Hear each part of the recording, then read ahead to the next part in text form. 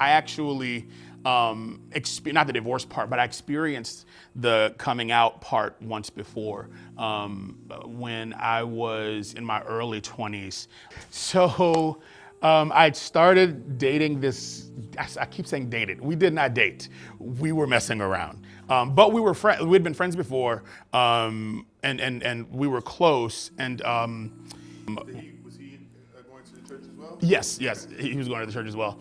And so we there was an incident where I went to his house. I went over by their house and like spent the night, and we like made out or something like that. Anyway, cut to a few weeks later, we're on this church ski trip in Gatlinburg, Tennessee, and his uncle, who was younger than him, comes to me and he says, "I have something on you." And I was like, "No, you don't." Like, I mean, at the time, I was like the church golden boy, right? Like, that I could do no wrong. And I was like, "You have nothing on me." And he said, "No, I do." And like an idiot, I thought, because he was in the house that day, I thought he had seen us making out. He had not. He had some other ridiculous thing on me, but I went into panic mode and I was like, "I'm so sorry, like, I'm sorry you witnessed that," and kind of started, apologizing and spilling the beans. And I remember when it like really hit him, what happened. He just started crying, like, and I could tell, like, oh wait, this isn't the thing. And so he went and told another one of our friends, and she went and told our pastors.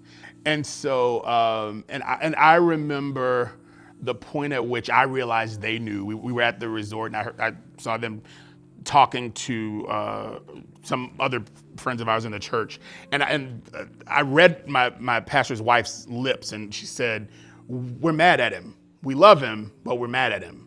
And I was like, "Oh, it's gotten there." And sure enough, when we got back to the hotel, they sat me down, and that's when they had the conversation, like, "We know this is going on, we can't use you anymore." They put me on another room. Sorry. They moved me to another room on another floor so I wouldn't be around the other kids.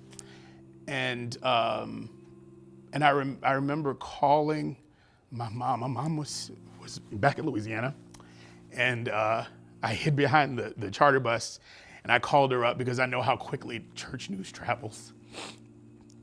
And I remember, just being like, "I've been dishonest, and our lives are about to change."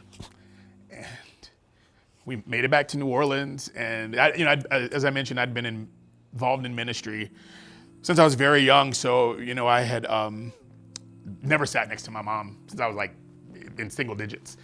It was the first Sunday I'd sat next to my mom because I needed to be protected, And then that was, that was that. I remember that Sunday, all eyes were on me. The Keilon has fallen.